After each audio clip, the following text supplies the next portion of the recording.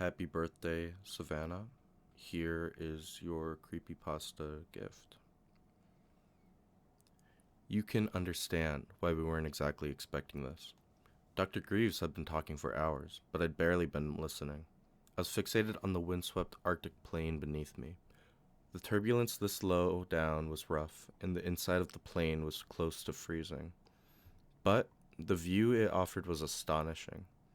It was looking like an alien world, an infinite white sheet broken by gargantuan clumps of black volcanic rock. Most of the team down there are geologists and meteorologists, so for the longest time, they never really considered the possibility that we'd need an archaeologist, he said. The ice sheet is miles thick and over a firm bedrock, and the team's primary concern, well, up until a week ago, was to investigate the effect of global warming this far inland. The doctor's breath turned to mist with each exciting word. He was smiling even as his nose turned blue. What do you think it was? I asked. Well, the sonar showed it was hollow, but parts of it were clearly wood and metal. But the size of the thing, I guess the simple answer, Dr. Relay, is we don't know. We aren't keen on making guesses, as you know it can lead to bias, but I think if it wasn't for the fissure, we would have never guessed the full truth. Current samples put the trapped air at over 85,000 years old. A ship like this rewrites everything we know about our history. Quite a bit of luck, I said. Well, the doctor replied, if you work here for long, you'll quickly learn that the ice sheet is degrading faster with each year. The warmer it gets, the more liquid water there is to weather out old caves and expand them, or even to create new ones. It was exactly that process and our looking for it that led to us to this discovery. The effect is the same, though, I said. A new cave system opened up within days of your discovery, and it led you right to it, as if the original find wasn't bizarre enough. Well, yes, Dr. Hargreaves said. It is a miracle. That's what I've been trying to get at. Chances like this aren't just once in a lifetime, Dr. Rose. They're once in an epoch. It makes winning the lottery look mundane. I couldn't quite stimmy a chuckle, and I had to shake my head apologetically to the doctor when he took offense. I believe you, I said. I do. It's just the exact same good luck as landed you in a rather strange position. Everyone thinks it's a hoax, Dr. Greaves cried, slumping back into his seat like a scolded boy. They sent me 3 different researchers from my own university, and even after they've all confirmed the find, I'm still treated like a fraud. Proof is in the pudding, I said. You know the truth. See, the doctor said, cheered slightly by my words. If anyone would understand, it's you. I was saved from the need to reply further when light chimed overhead and the captain's words rang out over the speaker. The doctor straightened in his chair, and Ryan, my assistant PhD student, finally woke up. I returned to the window and watched, breath held, as we finally made our descent, sinking into the fine white mist below. Base camp was filled with busy students shuffling back and forth. In the distance, 2 young men argued over a half-dismembered ice drill, while nearby 3 people worked to feed a small pack of sled dogs. In the center of it was a small table where 2 men around Hargreaves' age assembled various picks and other tools. I made towards them, dodging half a dozen people carrying boxes along the way.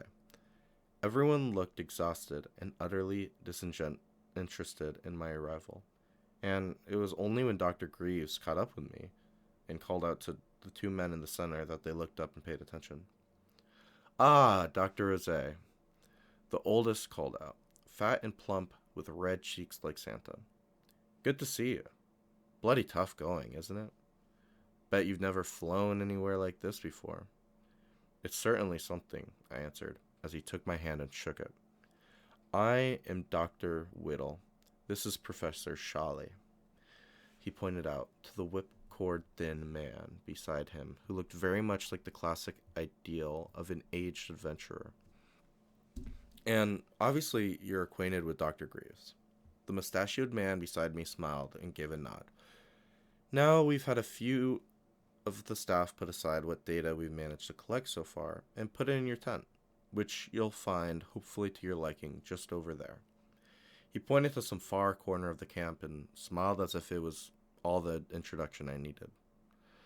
I ignored him, instead paying close attention to the rope coiled around his shoulder, his spiked ice boots, and the bundle of tools both men carried at their back.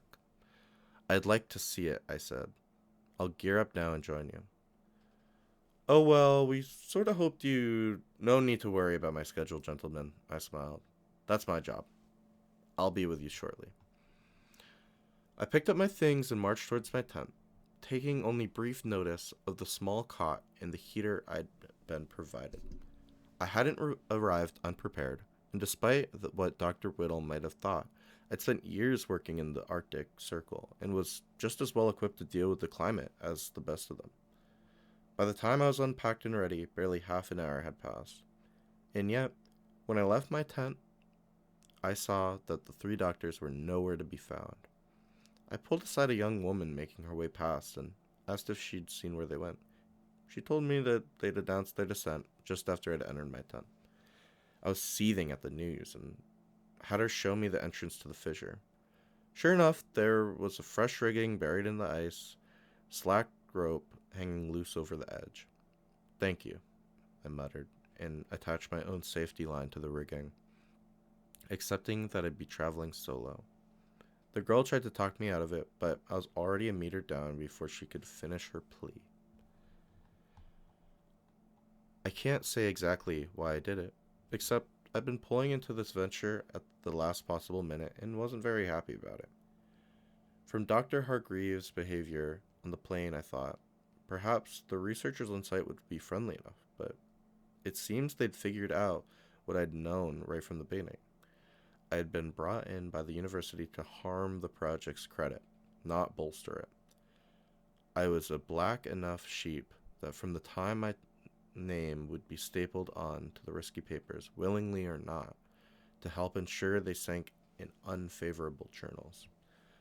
I'd learned to accept my fringe status years ago, but to researchers only just learning about the death of their career, I was about as welcome as a leper in a hot tub. Thankfully, the vertical drop wasn't all that severe, and the journey down was short.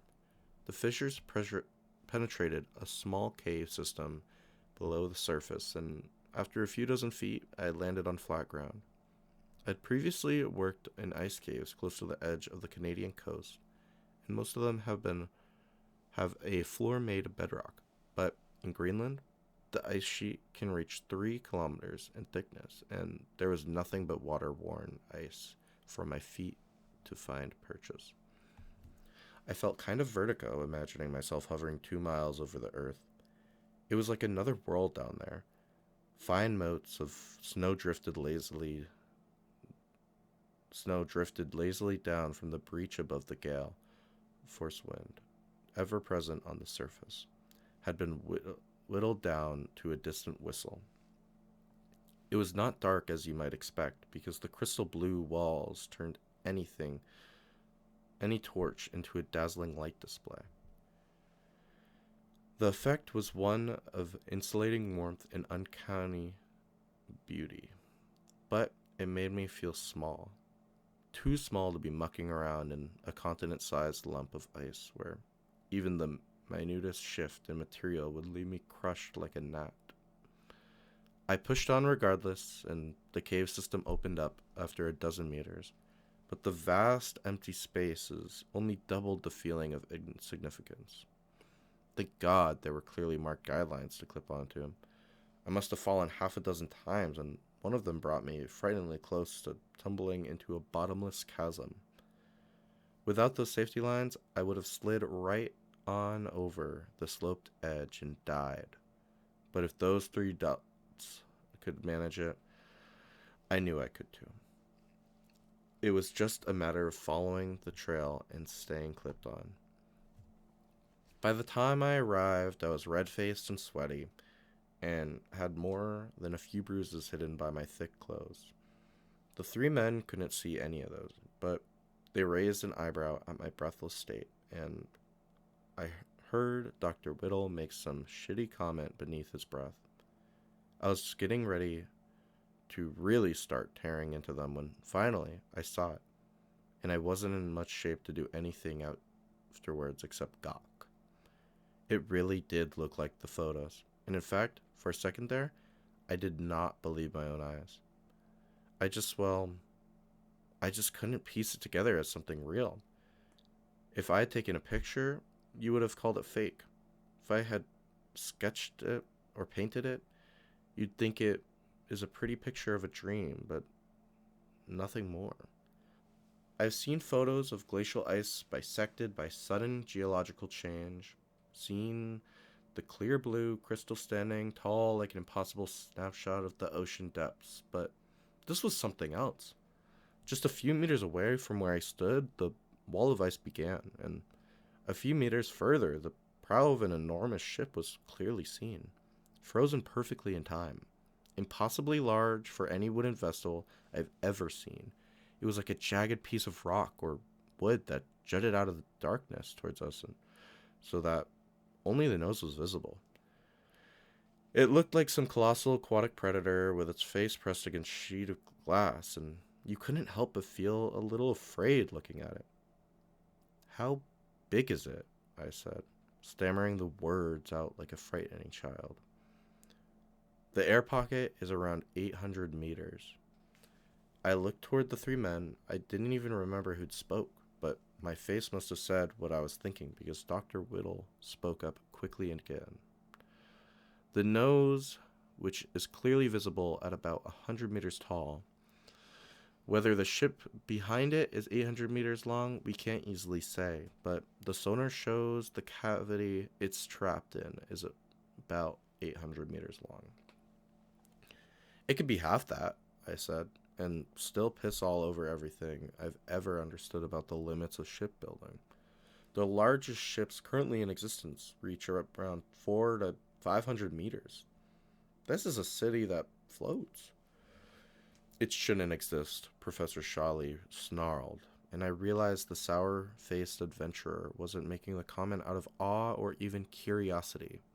It was more of a flat statement, with the emphasis on shouldn't.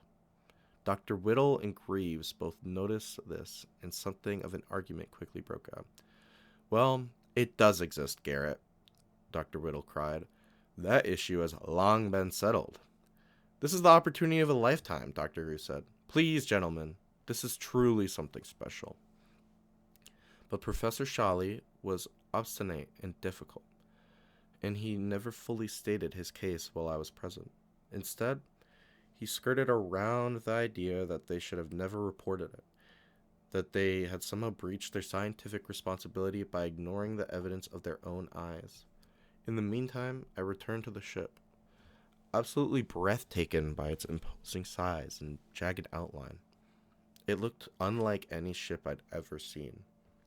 Pitch black and full of blunt, hard angles, like an oil tanker made out of burnt matchsticks. "This won't reach the outside world," I said, my loud voice cutting cleanly through their bickering so that they all looked towards me. "I'm sorry to say this, Dr. Greaves, but you won't be recognized for this kind of discovery, or in all likelihood any others. Some truths are too big, and this is one of them." "You can't say that," Dr. Greaves cried. "We've had visitors from at least a dozen universities, and they've all seen this thing right in front of you."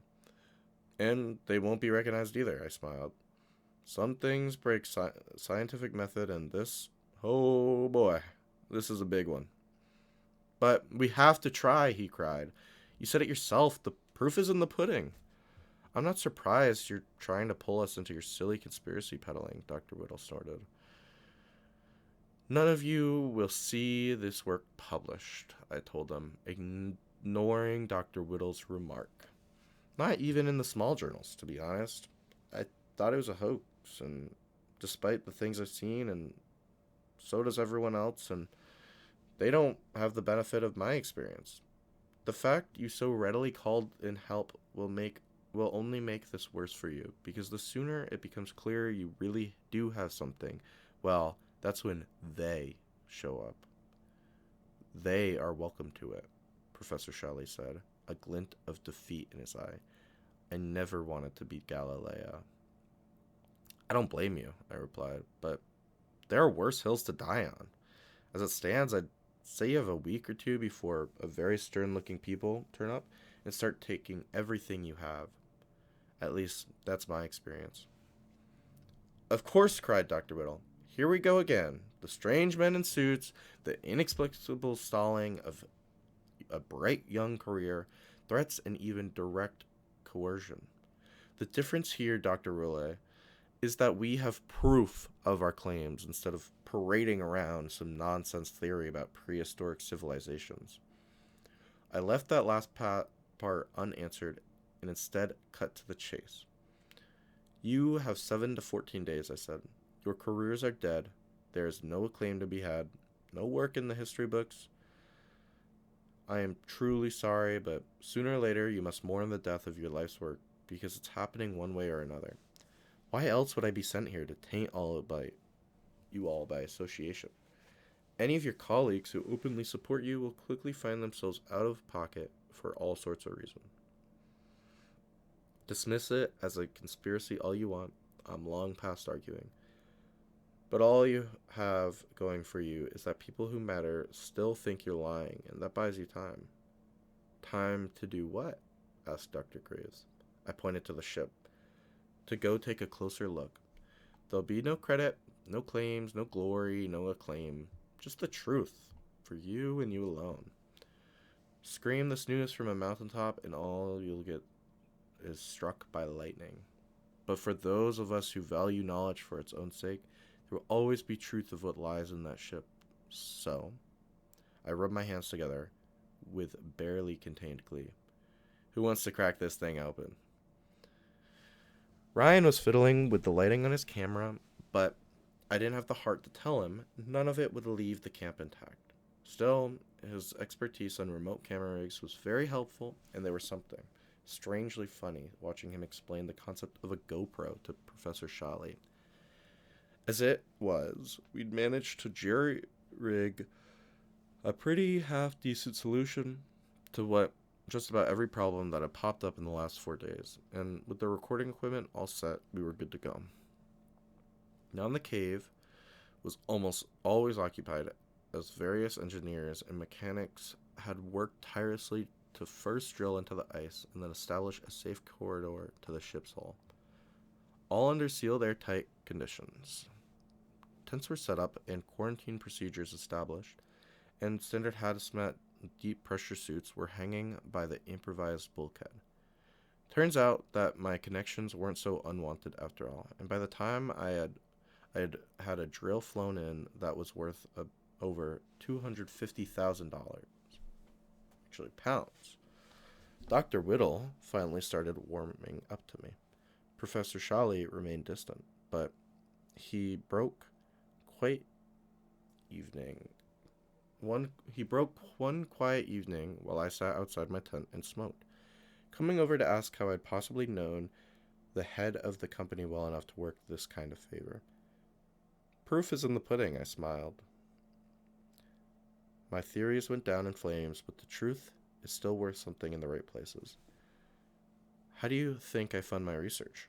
Some people will give anything to know what no one else does, and they'll pay even more to tag along, or play some vital role in digging it all up. But then you'll find out soon enough. He said nothing in return and simply stomped off in silence, his footfalls crunching in the snow. But whether he liked it or not, I'd played a vital role in making this all happen, and I watched Dr. Whittle and Professor Shalley suit up with a kind of glint in my eye. The professor caught it at one point and turned visibly red, and I had looked away to stop myself from laughing.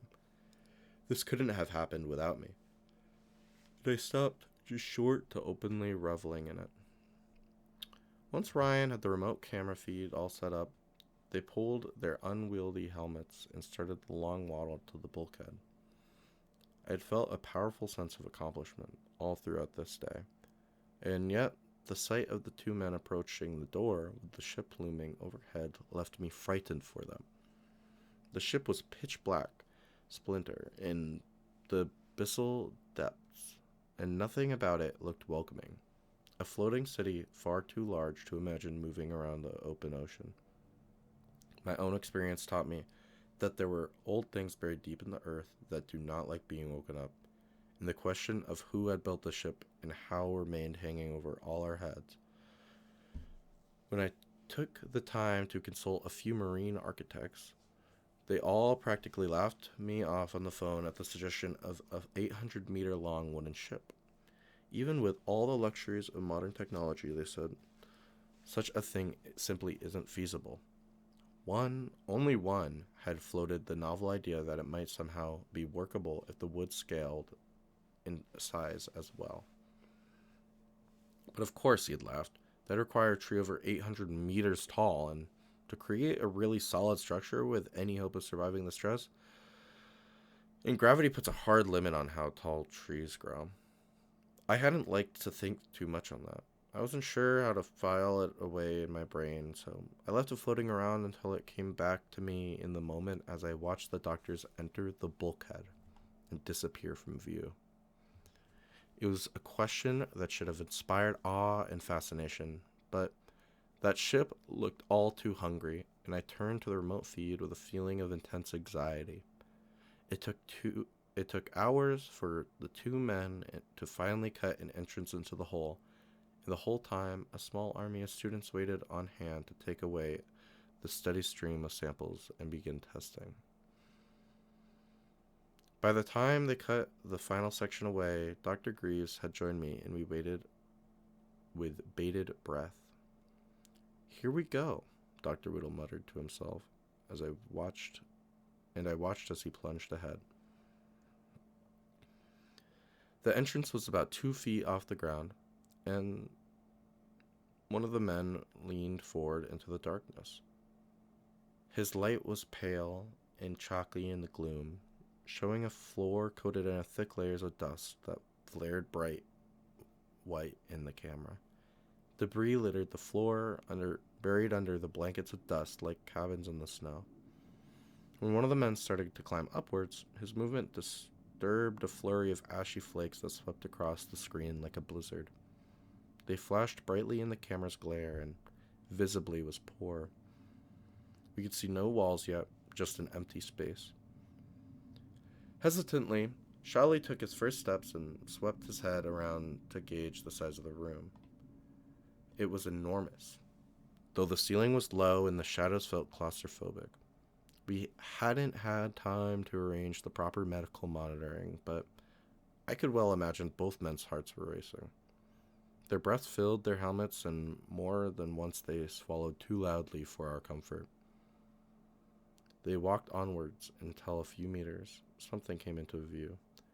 It swept past the camera at first, and before any of us could tell him to swing back, he had already done a double take and brought the object into full view.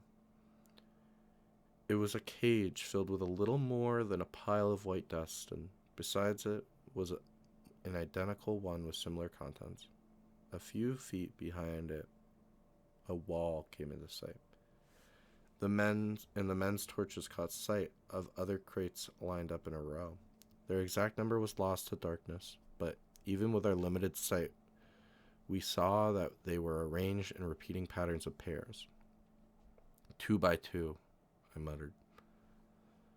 Dr. Greaves was pink, his face a puzzle I couldn't crack. Ryan's expression at least was familiar.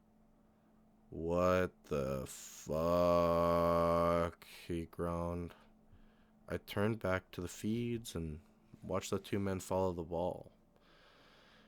The going was slow, and both scientists stopped often to collect a few lone items resting on top of some of the crates. They were knives mostly, but one looked oddly like something the Egyptians used to remove the brain prior to mummification. One by one, they were bagged and put into various pouches along the men's suits. They were meticulous in detailing what little they found, and so the going was slow. But eventually a break in the wall appeared. It was a rounded doorway, and looking through it, we all saw a set of wooden steps rising into the darkness. They were wooden planks, fixed to the wall with no sign of rails. The thought of ascending them turned my stomach. "Did you see that?" Dr. Whittle cried, and everyone in a small room that had gathered around us jumped all at once. From the back, laughter could be heard, but my eyes were wide and fixed on the screen. He was staring straight up the stairs, desperately trying to see past the gloom. "Did you see that?" Dr. Whittle cried again, his voice suddenly frail. "I did," I replied. "I saw it. Something moved."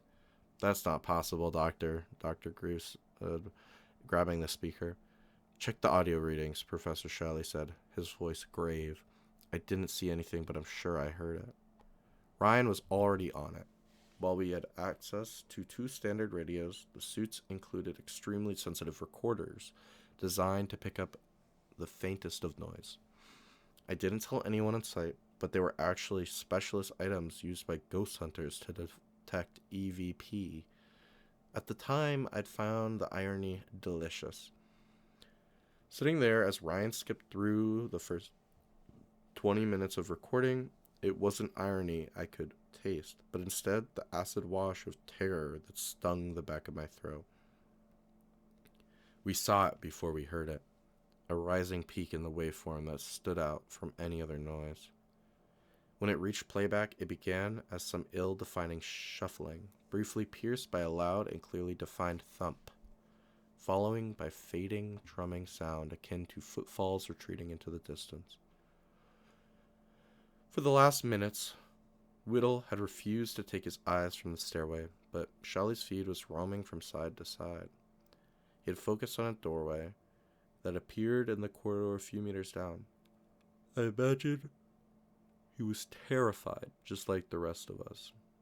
But it was clear he couldn't stop curiosity from getting the better of him. He peered through the doorway and found an identical room to the last, filled with rows and rows of endless pale cages. "What's that?" he said, and approached one a few meters away. Whatever he saw, our cameras couldn't make it out until he was right by it. This pile of white dust had a face. It emerged out of the mound like a primitive face carved into a volcano. Attached to 2 bars on either side of the cage were hands, frail and thin, like a shriveled monkey's paw. Of the arms, there was no sign. "Looks almost human, doesn't it?" the professor said. "It does," I replied, my voice like paper. "Is there anything under it? Or is it just a pattern left by dust?" "Why don't we find out?" Shelley replied, and I watched as he knelt down and pushed his arm between the bars. He gently poked the surface, and it yielded to his fingers, but it must have felt something nonetheless because he spoke. "It's not all dust," he mumbled, before pulling out a small section of skull that included some brow, eye socket, and cheekbone. He sifted through a bit more and found a few teeth that were too sharp and long to belong to a primate, and he deposited them safely to the excitement of us all. "Wait," he added. "What's this?" That wasn't in the last room. He went further into the darkness until a small flat surface unveiled itself on the far wall. It looked kind of like a workspace, little more than a stone slab with a few large jars huddled around the floor beside it. One of the jars, about 2 feet tall, had been hauled onto the top and was open. "Be careful," I said as he approached, suddenly aware of how far into the darkness he'd gone. "Dr. Whittle," I added, turning to the second screen. "Are you okay?" His eyes were still fixated on the stairs above him. His breaths were quivering, desperate, and no matter how hard I tried, he refused to reply. "Professor," I said, returning to his feet, "I think you need to return to Dr. Whittle." He was standing over the pot, staring down into the featureless pile of white clay-like material. It was soft, yielding like soil to the small scraper he used to collect a sample. Professor, I repeated myself. You need to check on... The speaker beside me exploded into a cacophony of screams. The professor's own feed cried out as well, so that the whole workspace was filled with dueling copies of the same shrieking horror. I stomped my head on the side and tried to see what was happening, but the doctor's screen showed only darkness, while the professor shuffled quickly to the spot where his colleague had once stood. He found only a lone strip of the doctor's suit, but no sign of the man himself. I was already shouting at Ryan to play back the recording of the doctor's feed while Dr. Greaves grabbed another screen and stared at the audio recording. He was pressing one side of the pair of headphones in his ear, and his face had gone white with sheer terror. What is it? I asked, but he didn't reply. He looked at me, and I saw he was close to passing out. Professor, I yelled, grabbing the radio, you need to leave. Shalley's speaker burst into protest, but I ignored them and turned back to Greaves. What is it? I cried. What can you hear? Ryan, hovering just behind me, who could no longer bear the tension, leaned forward and tore the headphone jack out of the computer. Both doctors and I cried at once. No, don't! But it was already too late. The camp was filled with the sounds of wet and painful splutters. Someone was hyperventilating close by, short, sharp, desperate breaths, and occasionally those deathly shudders turned into small, gentle moans of dying protest. No, the Dr. Whittle whispered. His voice was distant, but he repeated the words a few more times. No. Please. No. There was a crack as some of us winced. The hyperventilating stopped, but the frantic gurgles and wet animals panting continued. I turned off the sound and was shaking hands. I could see that Professor Shalley was close to the stairs and one foot raised to go looking for his friend, and I cried out, Professor Shalley, you need to leave. I have to find him, he roared. You can't be serious. We can't abandon him.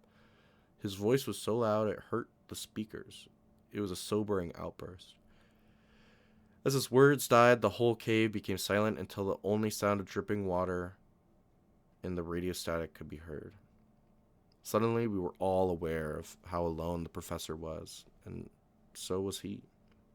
I could see him looking around, surrounded by almost all sides by aching shadow.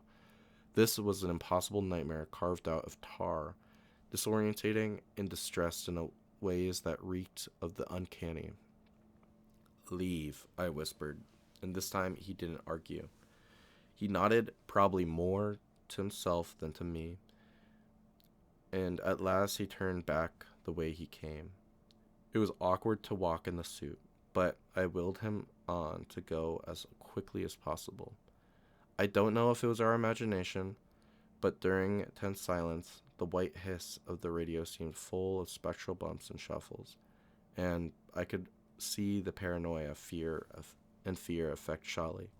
His feed was constantly moving from side to side, and occasionally he jumped at something none of us could hear or see. I'm close to the entrance, he said at last. Come on, I whispered. Shalley was no more than 10 or 15 meters from the exit when something shifted in the pixelated shadows on either side of the blinding white portal. The professor stopped dead in his tracks and froze like a deer in headlights. In defiance of everything I knew possible, something stepped out into the light and barred the professor's way. It was tall, stooped against the ceiling in a blurry humanoid silhouette. The professor cried out, and so did we all. The shape of this thing, the way it moved, sent shivers down my back. I felt like I was watching the film from another world. But a part of my mind reminded myself the events occurred no more than 100 meters from where I stood. The professor was trying to back up when this thing reached out towards him. Its giant, misshapen hand filled the screen, and the professor's cries rose to a crescendo. There was a sound like a tree falling, and the screen went black, and the professor's screams stopped. For a moment, I thought he was truly dead until Ryan looked up from the workstation. His eyes were red, and I could see he was crying, but it took me a moment to realize what he had caught in his intention. The professor's screams hadn't stopped. The microphone had been disabled, but we could still hear him.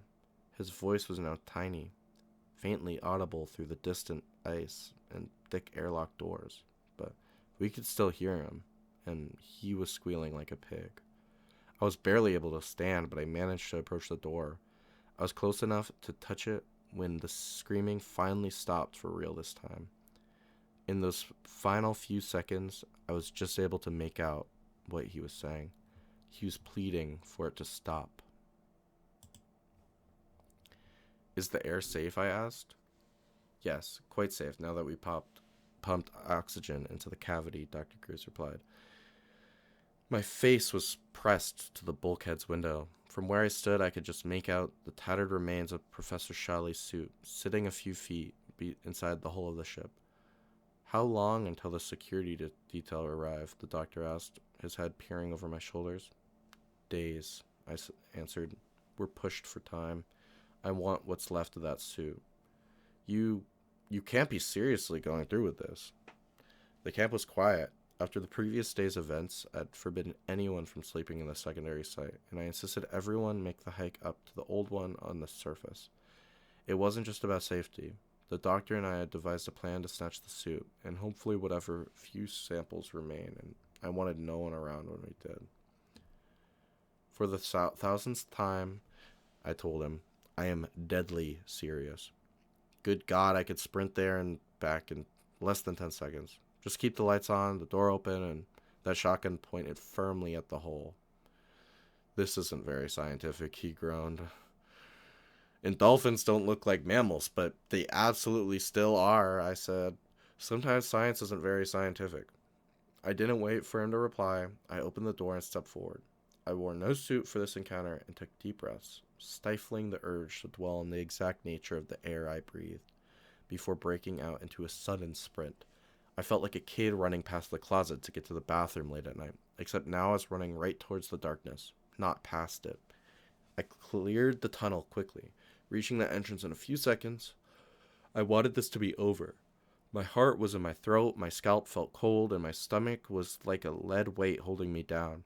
I was so scared I could easily forgotten to breathe as I reached my arm into the shadows and grabbed hold of the suit's cuff.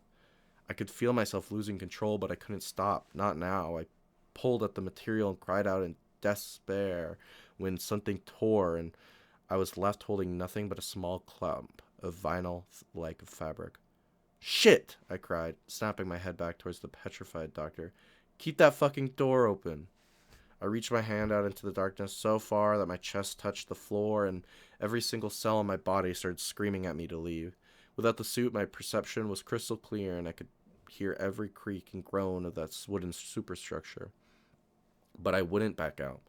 And when my hand failed to get a proper grasp on Shawley's old suit, I actually took a small running jump and threw myself into the darkness. All that remained outside were my ankles. But this time both my hands grabbed the suit, and when I leaned onto my elbows and started to haul it, I felt the satisfying weight of heavy equipment drag along the floor. The brief flush of victory lasted barely a second. I shuffled back slowly until my feet touched the floor and looked up to inspect my haul when I saw a large white oval floating in the dark. It almost looked like a bowling ball, if one of those holes was a little larger and further apart than the rest. When two of the same holes blinked, I finally realized what I was looking at. It was a face as large as my torso, and the body it belonged to was cloaked with shadow. It was so still, it was uncanny, exuding no emotion or thought or intent. I didn't know if it was scared of me, curious, or hateful, and it made the sight all the more terrifying. Sooner or later, something would give, but I wouldn't leave the suit behind, so I maintained eye contact, even through the tears, and I moved slow as continental drift, back, out the entrance. About halfway there, I snapped into action, whipping the suit over my shoulders before springing like a madman towards the exit. For a moment, the doctor looked confused, but then his eyes fixed on something over my shoulder, and I knew it had come into the light. Thankfully, the distance wasn't that far, and I flew past the doctor like a sprinter passing the finish line. I threw myself onto the ground and screamed, "Shut the door! Shut the fucking door!" I realized only when the doctor heaved it close and turned the handle with a satisfying clunk. He had yet to look at me, instead fixated on whatever had been close behind. When I finally got back from the ground, I jostled him aside and stared through the window. That alien face, no eyes, no nose, nothing but 3 aching cavities and a pale white disc, was staring at us from the hole in the ship's hull. It was dead still for the longest time. All 3 of us locked into each other's gaze. When it did finally move, it was to tilt its head perfectly to the side like a turning wheel.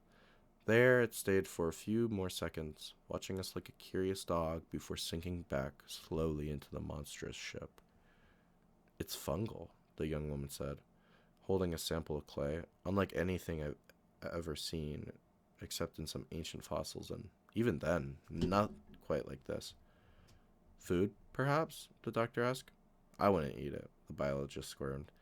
It's going nuts under this petri dish.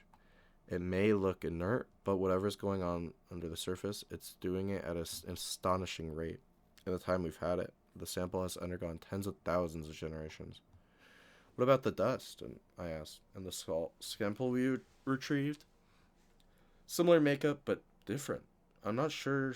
Some of them are corrupted with the fungus, but just like the sample from the vase, it's inert. I'd say it's contamination, but, well, it looks different.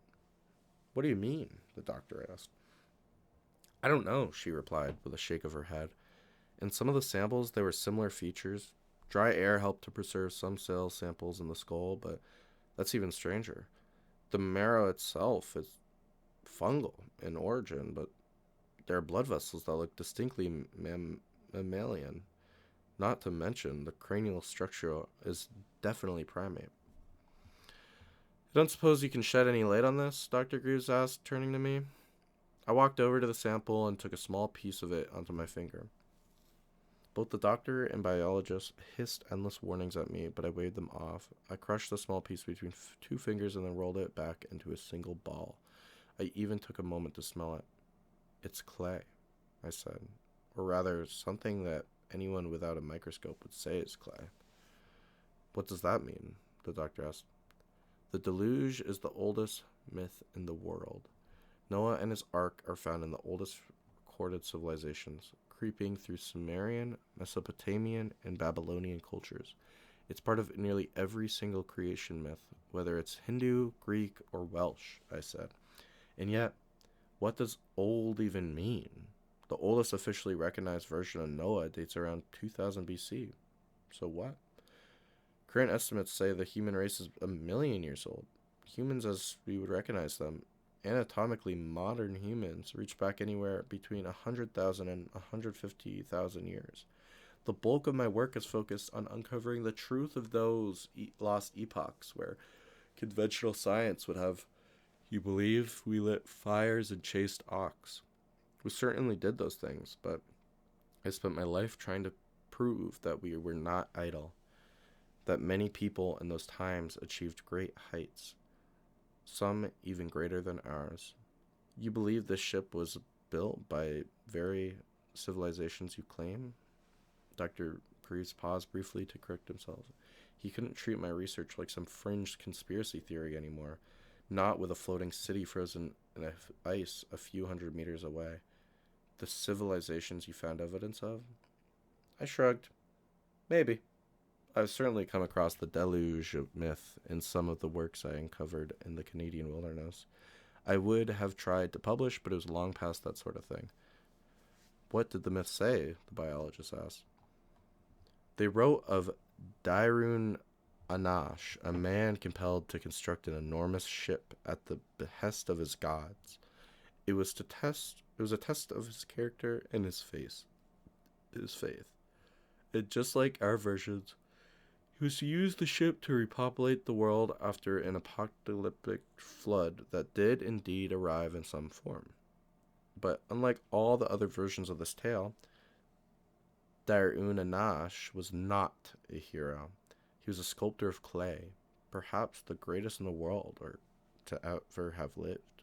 The gods resented his arrogance.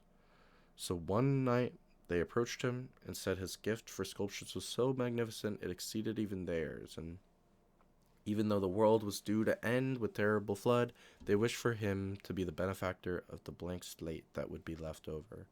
He was to take the gift of clay, the very clay used to create all the living things, and spend his time aboard the ship fashioning any and all manner of life he desired. Dairun Anash was only too eager to fulfill his destiny and drove his family into ruin building the ship. But when the flood came, it carried him and his ark away, but left the world untouched, although Dairun Anash could not see this. He carried on with his plan, not knowing that the clay he had been gifted was cursed and corrupted. How exactly? I don't know. Still, the gods were laughing at him, and so was the whole world. The moral being that was the wise shouldn't be trusted with gifts from the gods. There was a long silence. I continued to fixate on the small lump of clay that wasn't clay. My heart was pounding, my chest felt tight, and a thought had entered my mind while I spoke, and I couldn't shake it. I couldn't get it loose. I wondered if for a moment this really was. What are you doing? The biologist asked, but I didn't pay any attention. I brought the tip of my finger close to my mouth and gently breathed it, just like I'd imagined gods doing when I was in church hearing about Genesis. For a short while, nothing happened. I think Dr. Greaves said something. I didn't catch it. My finger was starting to tingle, and so hard it hurt my head.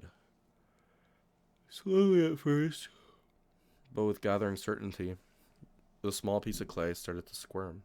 It was moving. From beside me, the young woman started to laugh, a gasping, exulting of awe. She had moved in to take a closer look, but Dr. Greaves stepped back and cried out in terror. I still didn't speak. I kept the lump on my finger and approached a table where I placed it gently, and we all stood, watching it crawl like a caterpillar. Get it under a microscope, I said to the young woman. Hurry! She snatched a pair of tongs and went gently to pluck the small worm, no longer than a grain of rice, from the table.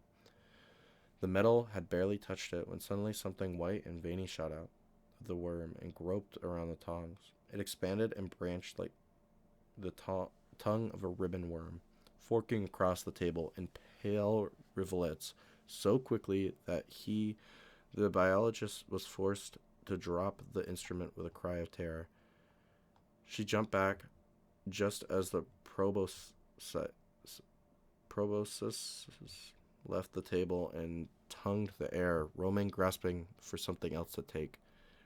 Kill it, Dr. Greaves cried. It's growing. He was right. In less than 30 seconds, its tendrils had reached out across the table, and we watched as it grew to cover 3/4 of the table. Thankfully, the biologist had senses about her. She started to splash something on the writhing pile of snow-white flesh. The beaker she held was filled with all sorts of flammable chemicals. I snatched a few with the same universal warning label and began hurling them until, at last, I felt some kind of satisfaction that fire would be fine purchase. By the time I stopped, the worm had started to grip and pull down on the tense walls. Dr. Greaves took the initiative and ran forward, throwing a burning rag right at it, just a meter away. The fire went up with a loud whoosh, and a mutated lump of clay began to change and bubble. The chamber we were in was large enough to house a small building, so we waited nearby as the fire raged onward and took not only the creature but the tent as well. It took time to steal the important samples away, but the young woman grabbed my arm before I could leave and made sure we checked the seal of each one. But we couldn't risk the rest of the stuff exploding into life. I suppose that was the scientist in her, but standing there as the tent went up in flames, I felt the scientist within me die. The worm screamed in agony in its final moments, and we all watched, our faces twisted in disgust and fear, unable to turn away or block out the sound. It was screaming in my voice. You shouldn't do this, the biologist asked. Since the fire she had risen to replace Dr. Whittle and Professor Shawley in their absence, proving herself to be a capable manager of the scores of students and staff and an excellent scientist. I hadn't expected the need for a biologist for what I'd figured out to be an archaeological problem, but I was glad her expertise was on hand. The 4 men beside me were arming themselves with shotguns, the kind used to blow out door locks during police raids. They were small, but with good stopping power, and my hope was that in a large space they'd run little risk of doing too much damage, anything we weren't aiming at. All of the men worked for the same company that had provided the drill and the team's long history in corporate sabotage and all sorts of shady things. They were used to knowing very little, but I had given them a brief overview of what had happened to the last 2 men to enter the Ark. By the time I'd finished, they all looked at me with acidic glares. Fucking spook, one of them had hissed before spitting on the floor. And they didn't have to like it. They just had to aim and shoot if the worst should happen. I thought our best bet was to hope that our numbers would discourage attack and allow us to roam in peace. Neither the biologist nor Dr. Greaves shared this view. They thought this was madness, but they were so far from learning just how cruel the world can be when it's deliberately set against you. I lost everything, and for what? Exemplifying the very scientific principles I had been told were the light against darkness. I found the truth, and I fought it, and I wound up dragging through filth and muck and laughed out of every university until I finally slunk off and found other ways to live. Now I was being given a chance to do it all differently, and nothing from heaven or hell was going to stop me. Gentlemen, I said to those assembled before me, let's go. And with that, I turned and made for the bulkhead. I gave no one, not even myself, any time to think or voice protest. That ship towered ahead of me like all my nightmares made real, and I had to go inside. I had to know more. We had glimpsed something in the tent. We had pulled apart all the tangled knots, all the myths, all the legends, and cut right to the central truth of our long-forgotten origin. The clay, the gods, the ship. At night I was racked with nightmares in them. The ship spoke it to me in my own voice. The pursuit of the truth, it told me, had elevated beyond science. This was something divine. And it was thinking of this that I passed through the tunnel with no more fear than a man going to the bathroom. I was even smiling for a while, and I gestured to the entrance like I was inviting the men to step onto an elevator. They looked at me like I was strange, especially after they climbed in and found the congealed blood and spatters where Charlie had died. All that arterial spray had soaked into the dusty floor, into the gooey pulp. And there was a few scattered pieces of rotting bones that flayed skin, but the rest of the body we found no sign. Divine or not, I had no intention of losing my life on this little venture. I took control quickly and began to photograph the variety of tracks all around us. Most looked human, but quite a few were round ovals resembling an elephant's print. Others were long and slithery, and others were completely unrecognizable. What exactly are we looking for? The man beside me asked. A gallery or a workshop, I said. This was all made by an artist. He'd have to have one of those. I knew he had no idea what I meant, but I gestured for us to move on. We walked quickly past the very boxes Charlie and Whittle had, and I saw atop a few of them were empty spaces in the dust from where the man had taken a few tools while walking the same way. The effect was oddly unsettling, but I didn't have much time to think about it. We were soon at the first doorway, where we found signs of a scuffle amongst all the white dust. This is where Whittle had been snatched. Close by, I could see where Charlie had walked off towards the second room he'd found, but the doorway was out of sight. The shadows in the arc felt like they ate light, and our beams lit little more than narrow discs that fell weakly upon the floor. Up? One of them asked, pointing towards the stairs. Up, I replied. The steps were ancient, but they held. I knew from analysis they were kind of organic woven fiber, harder than steel, but organic in origin. How that resulted in a ship this size floating, I don't know. But we climbed the first flight and found the steps to be firm as steel. On the first platform we found another doorway, and I had to make a short excursion, but there was nothing particular of interest. We returned to the stairs and continued climbing, briefly poking our heads through each doorway in hope of finding something new. We had never saw more than empty rooms, with cages for a long, long time. But I knew there must be more. With any luck, it'd be close to our point of entry. From behind me, I could hear one of the men counting steps. He was grinding marks into the back of his hand, along with diagonal slashes to indicate left turns and right turns. He was preparing for the worst case scenario, desperate flight in total darkness to safety, where he had to reverse each step one by one if he had any hope of making it home. On the 8th floor, we stopped briefly. There was no railing on any platform, and I kept far away out of fear of heights. One of the men stepped right up to the edge and dropped a glow stick into the chasm below, where it flew straight down, illuminating the gnarled ancient walls and steps in a neon green glow until it at last struck the floor and stopped shrinking in size. From so far up, it was just a speck. "Jesus Christ," the man cried, snatching his shotgun up before thinking better of firing. Somehow the glow stick was moving. It bobbed side to side before disappearing into some unseen nook. "We're not alone," he hissed. "We knew that," I said. "Come on, a few more floors at least." We moved onwards, but from then on, 2 men remained with guns drawn to their shoulders. I constantly turned side to side to cover the space behind us. They at least managed to climb quite easily, but as I was starting to lag. Thankfully, the 12th floor we reached showed signs of human life. There was a thistle broom nearby and a small table with pots and vases.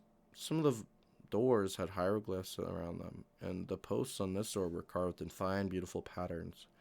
This was not a sterile, empty space waiting to be filled with thousands of handmade animals, and I entered the hallway feeling giddy with excitement.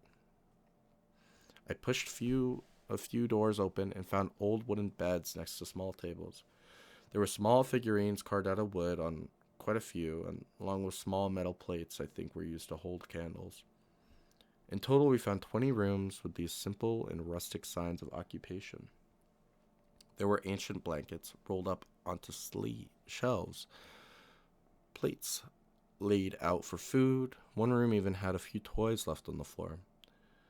There were crude but clearly meant to be horses, but I couldn't help but laugh as I held one in the light. "Oh, we were busy," I muttered. And after that room became strange, signs of normal human life were replaced with something more manic, more frightening. It was in these rooms with dust piled up the highest, reaching up to our knees. The walls were scratched and gouged, and all too familiar faces were carved into the wood. "Bowling balls," one of the men snorted, pointing towards one. I swallowed the acid in my throat and had us move on. Those pictures reminded me of the crude cave paintings. I had a strong instinct as to what had made them. We kept going deeper into the structure. It was half a mile long, and I doubted we had any chance of thoroughly exploring any given floor, but I couldn't help quite myself from trying to just one more door. I should have been more careful, but I kept on going until we were well over halfway in the ship. The scratchy, low-hanging corridor we stood in stretched off in both directions, lost to darkness. Suddenly, one of the men cried out in terror and brought his weapon to bear. He fired before anyone had a chance to speak, and the sound was so loud it practically floored me. "Good God!" the man next to him roared. "It was a fucking rat! Cease fire!" The lone gunman lowered his weapon and started to laugh, his pale face glistening in the light of my torch. His eyes were bloodshot and wide, but you could see relief clearly on his face. "It was just a rat," he repeated. I'm just a bit jumpy, is all." "What room did it go in?" I asked. "2 doors on the right," the leader answered. I walked towards it, beckoning them to join. "What are we looking for?" one hissed. "It was only a rat." "There aren't any rats on this ship," I said. "Not alive." I pushed the door, and a sea of dust that flowed into the hallway like water, wedging the door stuck in a half-open position. I stepped back, waited for the hissing sound to stop and for the dust to settle. Once it was quiet, I poked light through and saw a small, mousy face staring at us from the corner, resting in the dust at chest height. It was an albino thing, a lot like a rat, but with webbed limbs and a barbed tail. What the fuck? One of the men muttered. The creature lifted its arms and blew out the sails between its hands and legs. We all jumped back, but it made no more movements, instead staring us intently and hissing. I noticed dark eyes like ovals in the skin it had stretched out, and I realized we were looking at a threat display. Nothing to be worried about, just something fell from the ceiling and ate the rodent. It happened so quickly I had only flashing impressions of claws, teeth, and long spindly limbs extended to their furthest reach. One of the men turned his flashlight upward, and we saw what might be described as a praying mantis, if they reached 2 feet in length and had a centipede's body. Its clicking mandibles ground the vermin into dust and sprinkled them from above like a salt shaker. It's eating it, someone hissed, or at least it thinks it is. What does that mean? Don't worry, I answered. The mantis left us alone, and we returned quickly to the stairway. For the next few hours, we continued to explore the prow of the ship, but floor by floor until we reached the top. On each one, we encountered stranger and stranger forms of life, including wasp nests made by more of the small rat-like things. About a dozen broke from the larger horde and rushed us, but stamping on them made quick work of our attackers, each one exploding in a welt of pale milky fluid, but their skin and organs flattened beneath our feet like wet soil. The effect was quite odd, and I even peeled one of them, the cleaner specimens, off the floor and bagged it for later examination. Further on, we stumbled across lone insects buzzing in a small cloud like snowflakes in midair. They were like wasps, but fewer legs and 2 pairs of shimmering dragonfly wings. We shoot them away and found an arachnoid the side of the TV struggling on the floor. It was infested, rotting from the inside out, and we watched as small pustules along the surface of its crustacean shell popped and small larvae came out. This wasn't all. We found fungal flowers that had torn through multiple rooms, their meaty pale caps glowing white in the dark. Small creatures with 4 needle-like legs roaming the ceiling with sharp mouths that pecked randomly at the wood like birds snatching up seed. All in all, we saw a fair bit of the ship's life cycle on the upper floors. We got to watch a lot of things eat, either nibbling away at the stalks of mushrooms or snatching small insects from the floor. And in every example, we watched as they ground up their prey and left sprinkling of dust. The only real clue we got about how things worked was in the rat hive, where I found a fat, swollen queen surrounded by the workers who were rolling up the matted dust and depositing it in small holes along the hive wall. There were eggs made from the same base clay dust that littered everything on the ship. I watched long enough to see some of the larger ones hatch into mewling cubs no bigger than my thumb. At a guess, I'd say that a fair-sized lump of the ship was infested with these life forms. In just a few hours, I'd filled every pouch I'd brought, and we were lugging at least 1 duffel bag filled with pots and jars that clinked with every movement. I decided to call this particular excursion done, and we all moved as a group back to the stairway, ready to begin the descent. Not the worst thing I've done, one of the men sighed, as we checked our surroundings for signs of being followed. They look scary, but they're just hiding in the dark. Like a wax museum where everything moves, another said. Exactly, I replied, surprised at how accurate that statement was. They were harmless. One of the men who'd been bitten quite badly by one of the rats grimaced as he checked the wound. It already started to fester and smell. Harmless my ass. I hope whatever they're hiding finds and eats that fucking lot. I stopped dead in my tracks. What did you just say? All these fucking vermin, he growled, poking the leaking wound on his head. Something has to eat them. They're all sneaking around, silent as hell.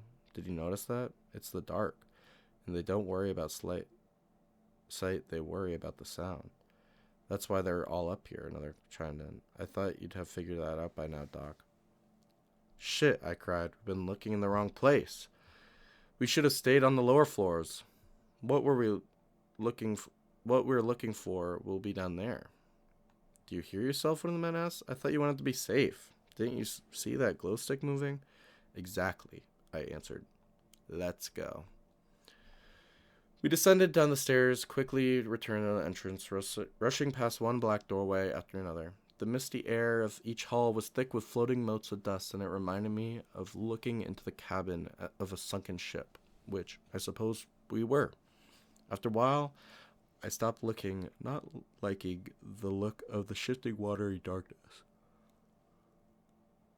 but the feeling of danger only sharpened by need to go on. We'd come so far, I desperately had to know more. Well, we found it. The bottom floor had strange tracks, not unlike the oval ones we'd found by Shali, recently made and slinking off into the darkness further in the ship. Without wasting time, I had us follow them until the shaft opened up into a larger chamber. It was like an aching, groaning space towards the rear of the ship, with the ceiling out of sight. If it wasn't for the cloying stillness, you could have thought you were outside. But there were clear tracks through the dust, so many they looked like paths in the snow. This was a busy space, quite possibly even some kind of meeting space. Guys? I turned around to see one of the men gazing at the opening in the rear wall where we just emerged. Something was glowing green far off in the distance, hovering where we'd been walking minutes before. Is that... We made a critical mistake. All of us had faced the one direction, and before either of us could say too much, one of the men near our rear was plucked screaming into the air. He'd been lifted headfirst by a grotesque hand as large as my torso, the knuckles grotesque and the fingernails cracked and bloody. With a single squeeze, it crunched the man's head. It was pulped into nothing, his limp body falling to the floor with a wet thud. We started shooting, all of us, but the effect was pitiful. While clumps of soil flew off the monster's chest and face, the shot sent wild shudders through its frame, and it weathered the strikes like a well-trained boxer. Once it was done shrugging them off, it was left with 100 small pock marks that bled thick milk down its skin. But the strange gaping face with 3 empty holes showed no signs of anger or pain. It simply reached and grabbed another man, and I soon realized our hopes of stopping it were close to nil. We should have retreated, run even, but a look behind us showed another strange thing emerging from the darkness. Its head, a gloriously abstract carving reminiscent of a raindrop hitting a puddle. Meanwhile, the ball-headed shape began to twist and pull at his captive with the detached curiosity of a child. It pinched his wrist like it was manipulating an action figure before pulling too hard and tearing the arm off whole, along with a thin strip of muscle that was left dangling from the torso. We were so close, I screamed, barely aware of what I was saying. I couldn't count continents failing at this stage without really thinking anything through. I decided my best was to strike out alone. I ran past the dying man and the golem who held him, narrowly avoiding a sweeping arm that reached to grab me. I could hear some of the other men screaming for me, but they had no chance to follow. I switched on my light and trusted myself to fate. From behind came the steady discharge of 2 shotguns that, after a few seconds, was reduced to a single desperate man shooting and yelling in defiance into the dark. Do not stop. I won't, I muttered, crawling through the darkness. Keep going. I will. This is a gift. My gift. My words were a hushed sob. I was speaking just to hear the comfort of the sound of my own voice. It had been at least a day. By sheer chance, I'd reached a small room all the way on the other end of the ship during my flight, and I'd hidden away while listening to the ever-so-quiet footfalls of the clay men that lived here. It had been so tempting to stay in the one place where I might avoid their groping hands, but it wasn't that simple. I had no food, I only had a small supply of water, and sleep was impossible. After a long time, huddled in the dark, I finally pushed the door open and began to crawl my way along the right hand of the wall, desperate not to make a sound. All my equipment had been abandoned, barring the light and the guns. Whatever I brought out of the ship would just have to fit in my head. You're so close. I know, I hissed. The words sounded a little too loud for comfort, so I stopped and waited for signs of the slightest chance in my surroundings. I had no idea where I was, but I could only assume danger wasn't far off. Thankfully, nothing moved, and I released a breath before continuing. The others failed. They all did, I whispered a little more carefully this time. They never wanted the truth. No one wants the truth, I replied. You won't have to share it with them. They never deserved it. You were close to where he worked. I stopped. I couldn't risk turning the light on, but I waited to see if I could feel anything. Some possible change in air pressure that might tell me if this was near a doorway. I must have stayed like that for a full minute, only to reach my hand out and nearly fall through a vacant spot in the wall. It was hardly a tunnel rat. I was hardly a tunnel rat. I couldn't even tell that I'd been kneeling next to an open room. I might have laughed under other circumstances. I crawled inside and pulled the door shut with aching care, hoping for the best. I turned on my light and revealed a modestly sized space with rows and rows of desks. I was the only living thing there. It was a workspace with one corner filled with vases of clay and half-finished pieces lying haphazardly on the ground. Some had been smashed, beaten, stomped. Others were still standing, precious and beautiful. He was really a good sculptor. Each one was a meticulous and beautiful rendering of a different bird. They didn't look like perfect replicas of the real things, but rather like the ideal of how they should look. There's a shelf filled with thousands of pairs of sparrows, crows, parrots, and hens, all inert but incredibly lifelike. I picked one up and noticed it felt different to the clay samples I had taken. I figured it for a practice run, a way to hone his skills before trying the real thing. Not like the others, I muttered quietly. He destroyed these works, and many others. He did not understand the curse, did not understand why the real ones failed. How long was he on the ship thinking the fate of humanity depended on him, I asked. He never stopped trying. So, why did he smash these ones? Rage? Frustration? He died of old age, alone. At the far end of the room was another doorway. I approached it, shaking ready to enter the next chamber when the door I had closed jutted forward with a terrible grind. It moved no more than an inch, and I snapped around, fixing my light out. Wild shadows flying around the room, like gargoyles on a cathedral spire, but it was still. For a moment, I thought I'd imagined the sound once again.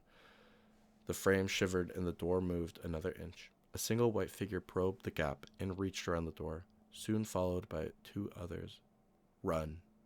I turned just as round head peered at me, and I didn't wait to see what it was. I ran, passing into another room filled with dozens of sculptures of life-size deer, each one hauntingly beautiful, a complete far cry from the wretched, mishappen thing that chased me. Others lay smashed on the floor, broken before they could even be finished. These rooms were chained together in an open row of workshops where the ancient artists had practiced making all kinds of things. I ran straight through each one, trying my hardest to ignore the rising boom of footfalls behind me. His talent wasn't enough, I thought. You're getting close. The rooms started to change, and I noticed that they were filled with those familiar empty cages. It made me hope I was close to where we'd entered, although close is a relative term when trapped in a nightmarish labyrinth city of pitch-black wicker walls. Left. I burst out the cage room into yet another corridor and headed left without even thinking. Those footfalls continued as they sprinted and found white arms appearing in the doorway on either side. I ducked them as best I could, but at the very last moment, one grabbed my hood and lifted me from the ground. My heart was in my throat, and my vision narrowed to a static white tunnel. I think I pissed myself. I don't remember. But I quickly wriggled my way out of my jacket before the arms twins snatched at the space where my head had just been moments ago. I hit the floor running and carried on, legs powering like pistons while my lungs burned with acid. I could hear more of them coming. There was just enough oxygen left in my brain for me to start wondering what the long-term plan really was. Keep going. They won't follow. I ran for what felt like forever until eventually I looked back and saw more of those strange things lingering far off in the distance. It was only a fleeting glimpse, but I felt as they should have been closer than they were. I didn't want to think they were slowing. I didn't want to feel that sort of hope. But I felt my feet moving faster nonetheless, as if whatever lay ahead really just might keep me safe. You're here. I stopped at last. Where I stood was a crossroads of sorts. quite possibly in the same chamber we'd been attacked in the day before. Dozens of small footpaths had been carved in the dust by regular passage, and they converged on some space far ahead. I followed to the center, where a small crater a few meters wide had been made in the snowy ash. As far as I could tell, I was alone, so I took the time to catch my breath. But after that, I had no idea. So close. So close, I murmured. The air in that place had a reverent stillness. My torch seemed to stretch farther than usual, lighting the space around me in a cool lunar glow. Endless flakes of dust fell around me, and for a moment I thought of standing in a snow globe. I felt like I was at the heart of the cosmos, like the whole world was holding its breath. He blamed himself, blamed his mortality. Something stirred, and I faced the darkness. Its footsteps were quiet, like a deer in the snow, but I could feel the vibrations in the sole of my feet. He needed something better than he was. It approached. I realized this was the truth I'd been looking for, the explanation for it all. He needed a god, and he made one, I answered, my voice a quiver. Where there had been a need for a breath, the artist had made something to breathe in his place. In the darkness, it had stayed for the long 80 millennia, crafting endless creatures and shapes to bring to life. Ursat's creation for an Ursat's god. It had never stopped trying to fulfill its purpose. It stepped into the light, and I saw the face of a weathered old man with a furrowed brow and a gray crown of hair, something inherited from one who'd given it life. He was born of racial characteristics that no longer exist, and yet I recognized the face of a man who was intelligent, patient, and committed. It was the face of a priest or a teacher, an idealized representation of its creator that stood 12 feet tall. Time, or perhaps the curse, had worn it down into a haggard leper of a man, skinny and gaunt with lesions-riddled skin. Even as it stood, its parts of it fell to the floor in wet clumps that writhed and died. I decided it must be blind, since it had no interest in me, not even passing. It strode past and reached down, grabbing some of the ever-present dust to compress and roll into slithers of skin it slapped into its crumbling torso. It was refashioning its own body, even as it rotted to pieces. When one of its limbs came too close to me, as I stood aside and let it wander ahead where I followed. Its feet carved wide paths in the ash, and I kept close as it wandered with purpose through the dark. After a while, it came to stop by some mounds of dust, and it lowered itself to the floor with a ground-shaking thud. Slowly, it took some of the loose material and compressed it back into solid clumps of clay. Carefully, it began to fashion something. I couldn't be sure what, but I had found all fear gone. I could have stayed there days. I still don't know exactly how long I stayed there. The god never moved, nor did I. I was rooted to the spot by the sheer beauty of its work, and I watched with intense fascination as it rolled and shaped and twisted and pulled until it at last had the perfect image. Its enormous hands were deftly skilled, and the final product appeared whole before me as if by magic. It was me. My clothes, my hair, my face, even the coat I'd shaken loose just hours before. Every last detail was recreated with inhuman perfection. The god looked toward me. Its stony blank eyes, regarded me with no human emotion I recognized before rising from the floor. It turned back swiftly toward the darkness and exited the light, and just like that, I was alone once more in the dark. Not alone. You have a gift. I turned to the statue. It was perfectly still, almost as if it was waiting for someone to breathe life into it. No, I whispered. Yes. Why am I not surprised you're here? I opened my eyes. I was laying in the tunnel just behind the bulkhead with no memory of how I got in there. Standing over me was a very grim-looking older man. His name, as far as I knew, required the level of clearance that was somehow above the president's head. Because you make a habit of shitting all over my dreams, I grunted, pushing myself upright while wincing from the pain. I must have been out for hours, lying on the hard, frozen floor. Sheer luck had stopped me from suffering hypothermia. Thank God I had my jacket. You really shouldn't have gone in, he gestured to the ship. There are a million different reasons to leave things like this buried, and I would hope for that over the years, even just a few might have sunk in for you. There are good reasons to ignore the truth, I replied, before adding, how did I get here? Do you know that at least? How I got out? The man shrugged. I was hoping you'd tell me, along with a few other details, perhaps. He replied, well, funny thing is, but my experience within that ship are classified. Really? He raised his eyebrow. I've come to the conclusion that the information I learned from my excursion is too dangerous to share with the public, and none of you men in black pricks meet my steep criteria for security clearance. Why don't you have your people talk to my Very funny, he said. I don't know why you do it. It doesn't change anything. No one will listen. They don't need to, I said begrudgingly, taking his hand as he pulled me up. Now, are you assholes going to arrest me, or is this carnival finally over? It's over, the man smiled. The others are being evacuated now. Charges will be pressed against Dr. Greaves for illegally taking donations from organizations associated with fracking lobbyists. He won't see prison time, but he'll never work legitimately again. As for you, we didn't feel it was worth our time to tarnish you any further. At this stage, you'd be lucky to get something out there on Reddit. The students? I asked. Strongly encouraged to change their current avenue of study. You know how it goes. First the carrot, then the stick. We'll get them out of the field soon enough. I remember quite well, I replied. What about the samples? Some kinds of fungal parasite that leaches genetic traits from whatever it finds in the atmosphere. Some quirk of temperature and humidity make it best disposed to absorb breath, but nothing technically stopping it from going all gray goo in the back of a warm cupboard. When you factor in the potent ability to absorb memories, then who knows? Maybe even you might understand why it needs to be kept under strict control. We've had access to the samples for a few days while we waited for you to pop up. Its ability to absorb even the most complex human memories make it an apocalypse waiting to happen. We found your lead biologist dead in her lab while the thing she was experimenting on finished up her written report. That's a shame, I said.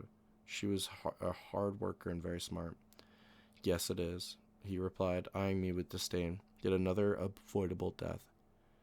Good thing you've got all the samples then, isn't it? I said, locked away from all eternity, I imagine. God forbid we get to study it. The man laughed uproariously like I'd just made a very clever joke. Your words, not mine, Doctor, he said before leaving like he'd won the argument, something he'd love to do. But I didn't pursue. Instead, allowing myself to be taken away by a crew of paramedics to check signs of injury. Far away, the man began marshalling several groups of work to work on stealing the ark away for all eternity. I watched as, once again, the world set itself toward the goal of destroying the truth. I'd worked so hard to unearth, but this time I didn't feel the despair of dejection. I had learned the full truth this time. And although my stomach hurt like hell and my head was full of holes I smiled from ear to ear, I knew the truth, the whole truth, or so I thought. Christ, one of the paramedics laughed, shaking a cloud of white clay loose from my jacket. It's like you're made of this stuff. Little by little, my smile began to fade. Dun dun. Thank you for viewing. The links to the Reddit posts are in the description. Thank you, Christian Wallis, for this creepypasta. And once again, happy birthday, Savannah.